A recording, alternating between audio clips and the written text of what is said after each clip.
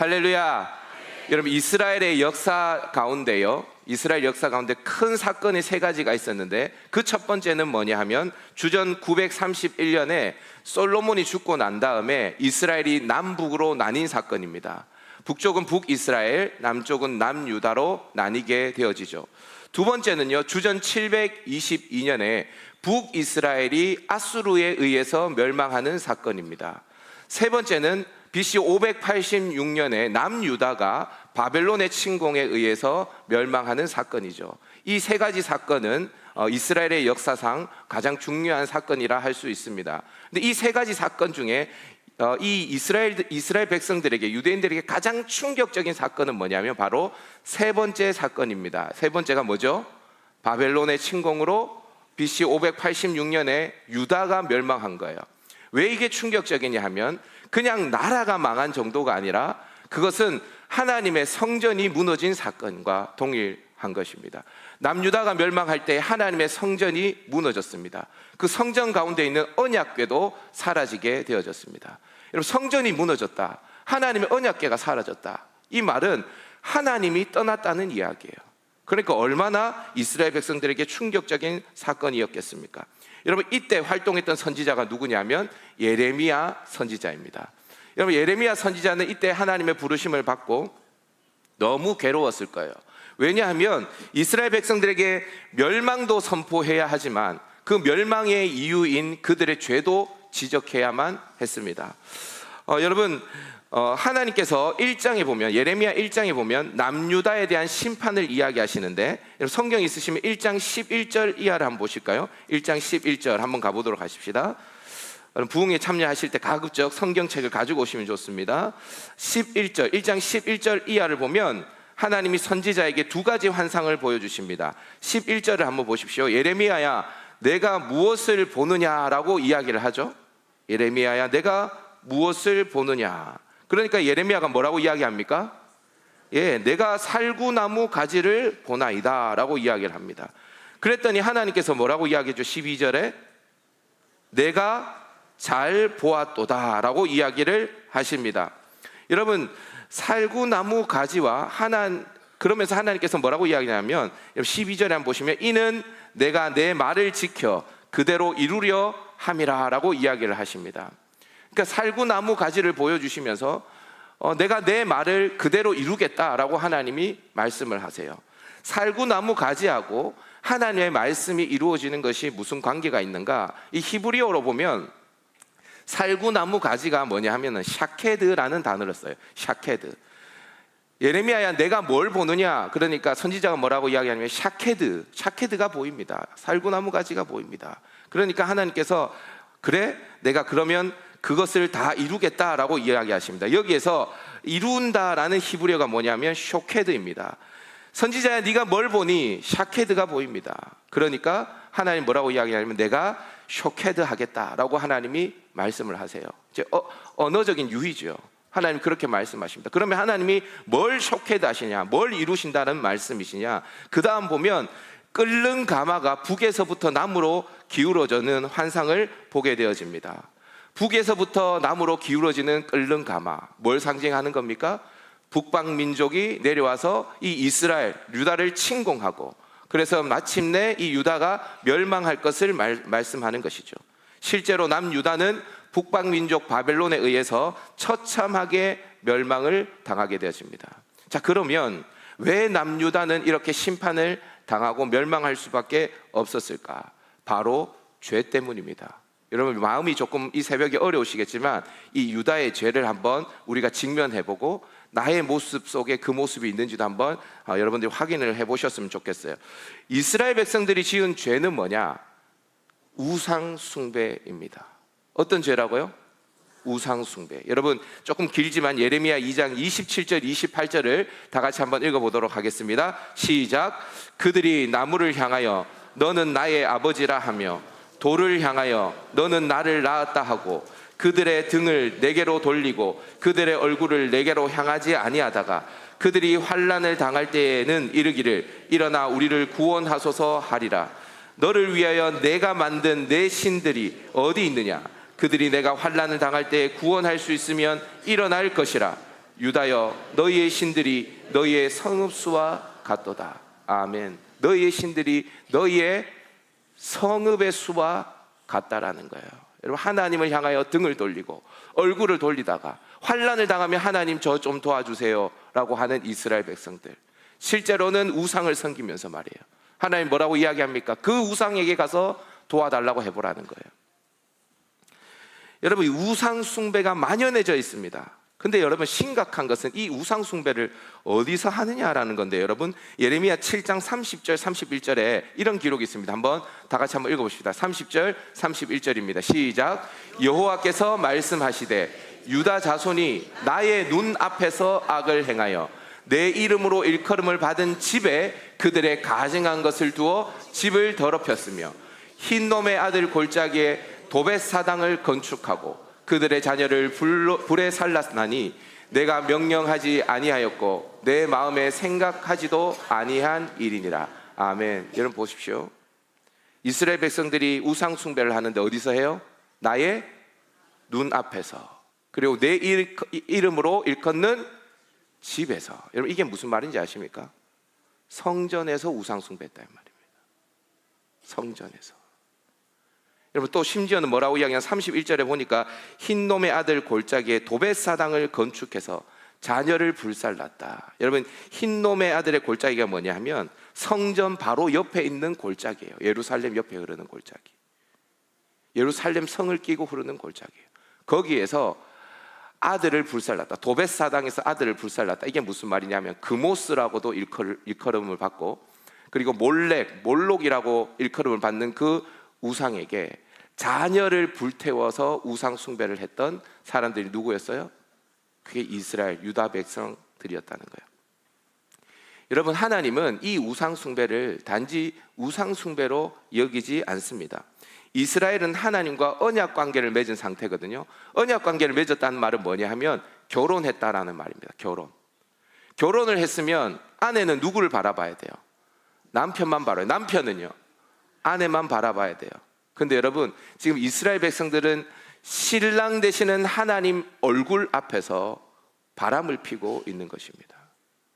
남편이 버젓이 있는 그 앞에서, 남편과 신혼 살림을 차린 그 신혼집에서 음행을 하고 있는 것이요.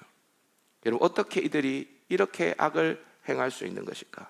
여러분, 3장 1절에 보니까 이렇게 이야기를 하는데요. 3장 1절에서 3절입니다. 조금 길지만 한번 읽어보도록 하십시다. 시작. 그들이 말하기를 가령 사람이 그의 아내를 버림으로 그가 그에게서 떠나 타인의 아내가 된다 하자 남편이 그를 다시 받겠느냐? 그리하면 그 땅이 크게 더러워지지 아니하겠느냐 하느니라.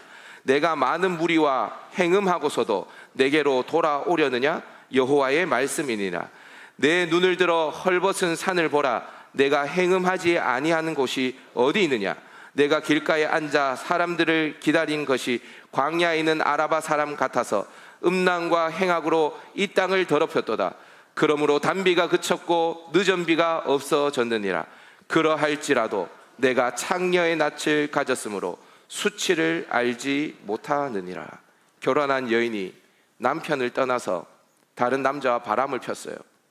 본 남편이 그 여인을 다시 자기의 아내로 받아들일 수 있겠냐라고 물어봅니다.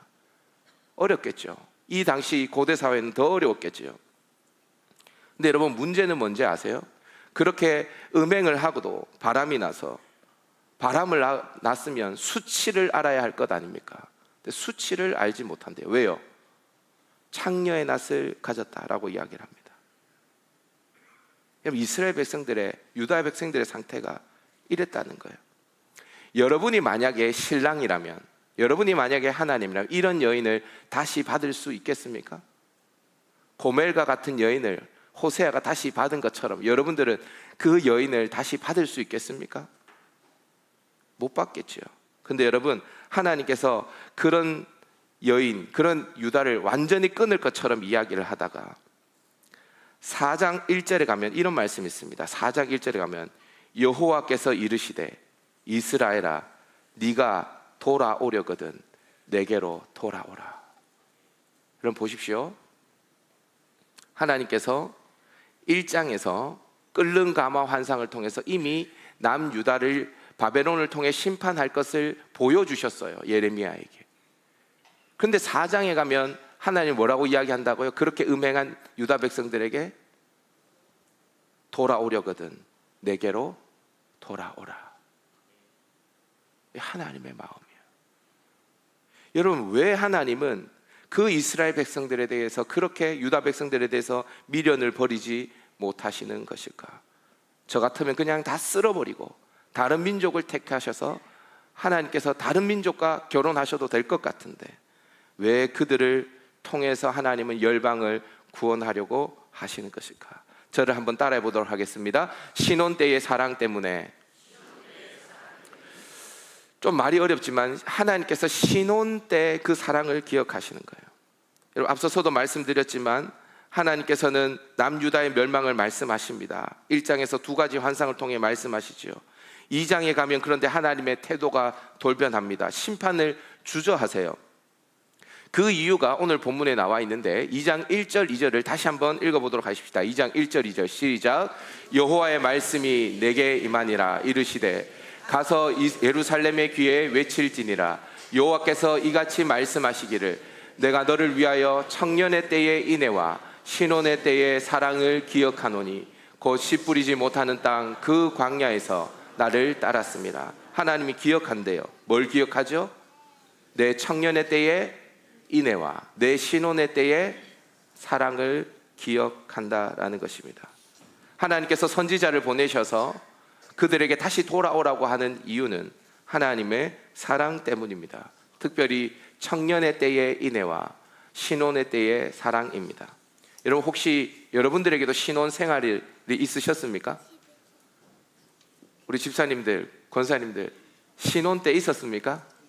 남편들이 좀 잘해주던가요?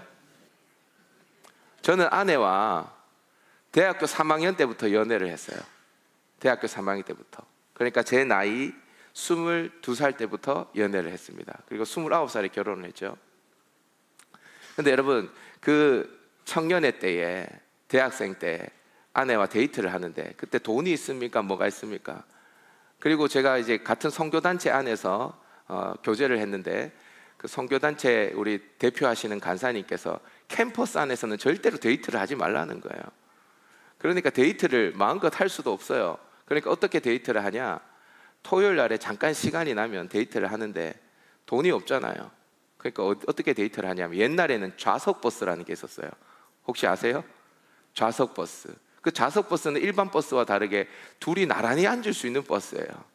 그래서 종점에서 종점까지 좌석버스를 타고 이동을 하는 겁니다. 그리고 대구 수목원이라는 곳을 한 바퀴를 걷고 거기에서 마트에서 캔커피를 하나 사서 같이 마시고 다시 좌석버스를 타고 종점에서 종점까지 오는 것이 데이트였어요. 그 청년의 때의 인애를, 그 청년의 때의 사랑을 지금도 잊을 수가 없습니다.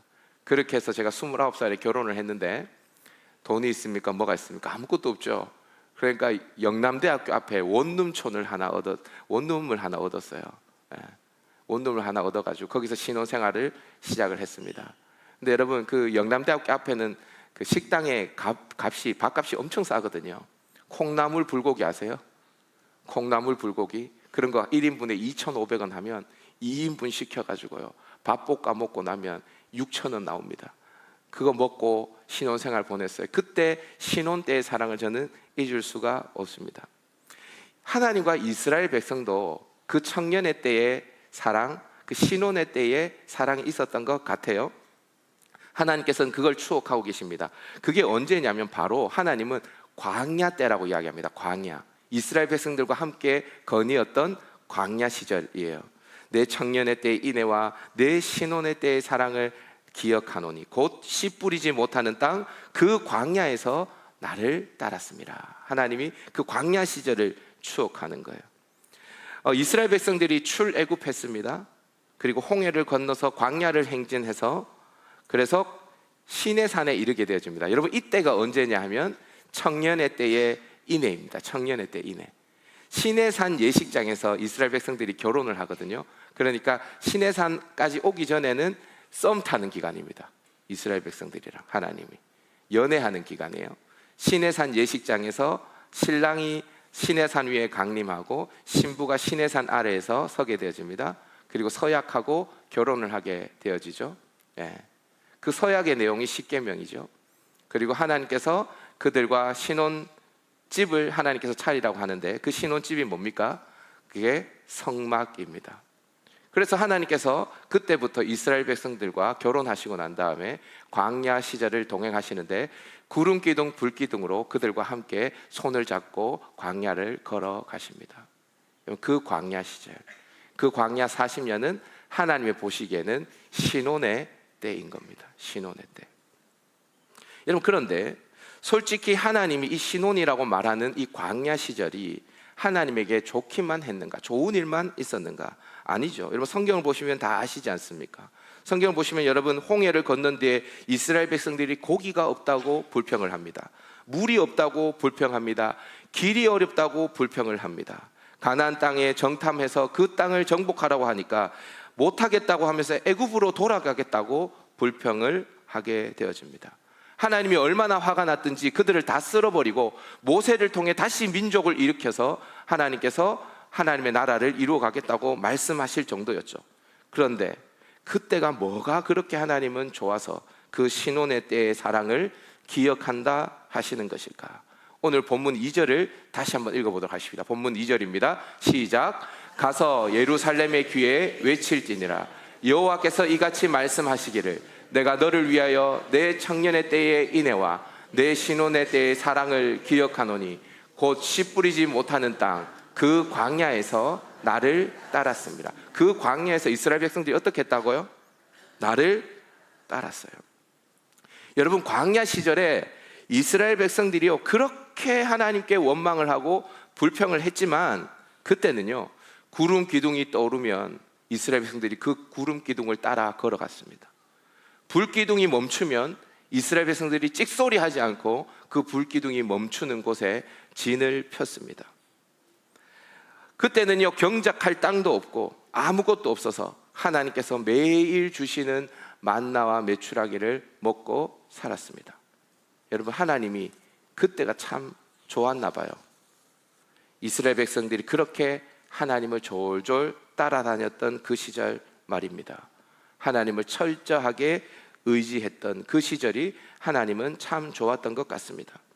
그 사랑 때문에 하나님은 도저히 그들을 심판할 수 없었던 것이죠. 여러분, 어때요? 여러분들은 그렇게 하나님과의 첫사랑이 있으십니까? 그렇게 하나님이 너무 좋아서 하나님 밖에 안 보여서 하나님을 졸졸 따라다녔던 그 시절이 여러분들에게도 있으십니까? 여러분, 요한계시록을 보면 소아시아 7교회 중에 에베소 교회가 있습니다. 이 에베소 교회는 하나님께 상당히 많은 칭찬을 받았습니다. 내 행위와 내 수고와 내 인내를 알고 또 악한 자를 용납하지 않은 것, 이단에게 넘어가지 않는 것, 하나님을 위하여 참고 견디고 게으르지 않았다고 하나님께서는 칭찬을 하십니다. 근데 그들에게 하나님께서 한 가지 책망을 하세요. 그것이 무엇입니까? 내 첫사랑을 잃어버렸다는 것입니다. 네 첫사랑을. 사랑하는 여러분, 혹시 여러분과 하나님의 그 첫사랑, 신혼의 때의 사랑은 언제입니까? 혹시 여러분들은 하나님과 그 사랑을 지금도 누리고 계십니까? 여러분들의 광야 말입니다.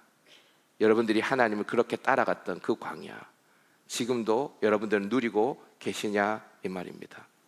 만약에 혹시 우리의 마음이 벌써 다른 곳으로 가 있다면 여러분, 이 아침에 이 새벽에 다시 하나님과 동행했던 그 광야로 가서 첫사랑을 회복할 수 있기를 주님의 이름으로 축복합니다.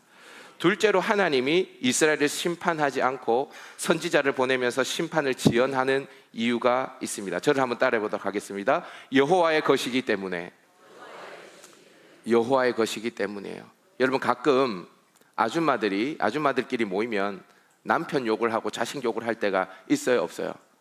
여러분, 그때 맞장구 쳐주면 돼요, 안 돼요? 맞장구 쳐주면 돼요, 안 돼요? 그냥 고개만 끄덕여야 되지 같이 욕하면 큰일 납니다. 왠지 아십니까? 내가 욕하는 건 괜찮은데 나무 아줌마가 우리 남편 욕하는 거는요 싫어요. 맞죠? 그러니까 그냥 가만히 듣고만 계셔야 됩니다. 여러분, 왜 그렇습니까? 내 미우나 고우나 내 남편이고 내 자식이기 때문에 누군가가 건드리는 건 싫은 겁니다. 하나님에게 이스라엘 남유다가 바로 그런 존재였습니다. 하나님은 하나님을 떠나서 바람을 핀 이 유다를 심판하시겠다라고 하십니다. 예레미야 선지자에게 북방 민족을 일으켜서 유다 성읍을 에워싸는 모습도 보여주셨어요.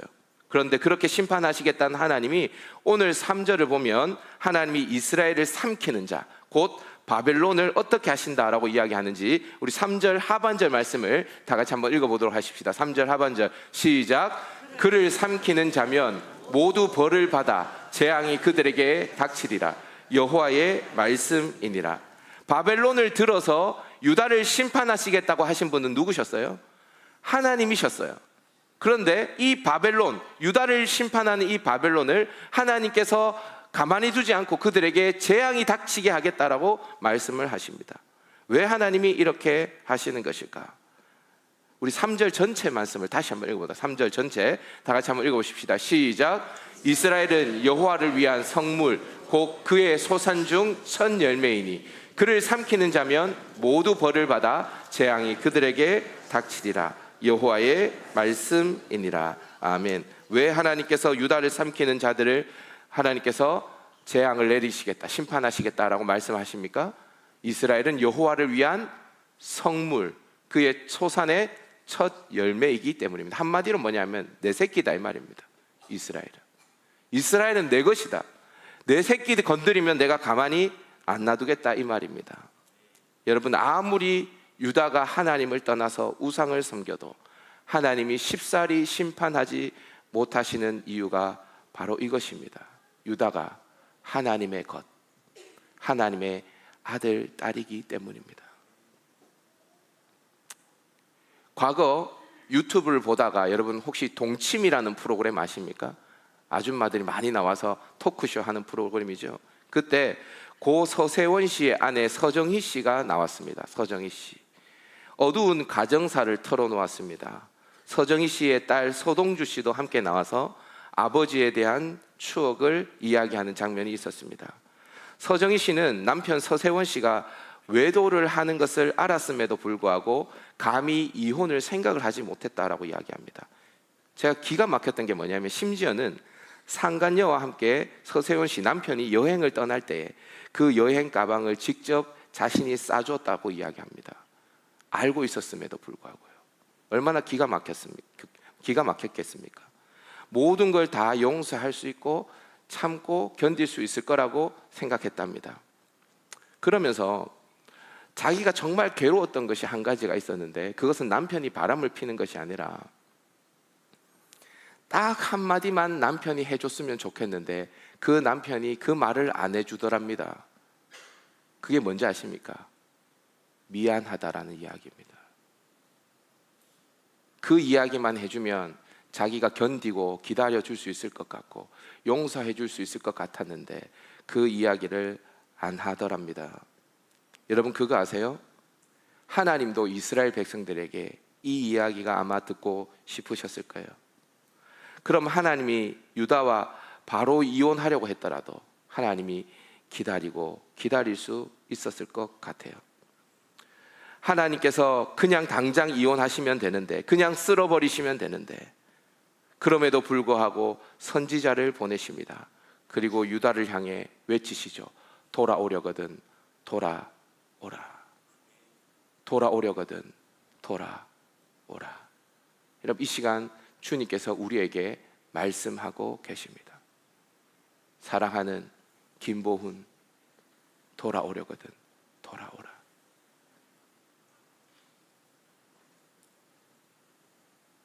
여러분 우리가 매일 교회를 나오고 이 새벽에 교회를 나올 정도면 우리에게 신앙이 있죠. 근데 여러분 혹시 저와 여러분이 하나님과 처음 만났던 그 첫사랑을 지금도 유지하면서 하나님 앞에 서 계신지 한번 점검해 보십시오. 그리고 주님의 음성을 들으십시오. 돌아오려거든 돌아오라. 사랑하는 여러분, 이 새벽에 이 절절한 하나님의 마음과 마주할 수 있기를 주님의 이름으로 축복드립니다. 신혼의 때를 기억하시면서 우리를 기다리시는 그 하나님, 첫 열매이기에 하나님의 아들, 딸이기 때문에 돌아오시기를 기다리시는 그 하나님의 마음과 마주할 수 있기를 주님의 이름으로 축복합니다. 그리고 혹시 우리의 모습 가운데 첫사랑을 잃어버리고 하나님을 향해 등을 돌리고 얼굴을 돌려서 음란한 자신의 모습과 마주할 수 있기를 주님의 이름으로 축복합니다. 그렇게 하나님을 바라보시고 여러분 자신을 바라보시면서 딱 한 번이라도 하나님께 진심 어리게 이렇게 고백해 보십시오. 하나님, 미안해요. 하나님께 등을 돌리고 세상을 향했던 저를 이렇게 기다려 주셔서 고마워요. 그렇게 하나님 앞에 고백할 수 있기를 바랍니다. 그러면 하나님께서는 우리의 죄악이 정수리에 넘치고 우리가 수많은 우상들과 바람이 났다 할지라도 우리가 돌아온다면 우리를 그분의 품 안에 안으시고 그 신혼의 때의 사랑을 기억하시고 다시 품어주실 줄 믿습니다. 이 은혜가 이 새벽에 있을 수 있기를 주님의 이름으로 축복합니다.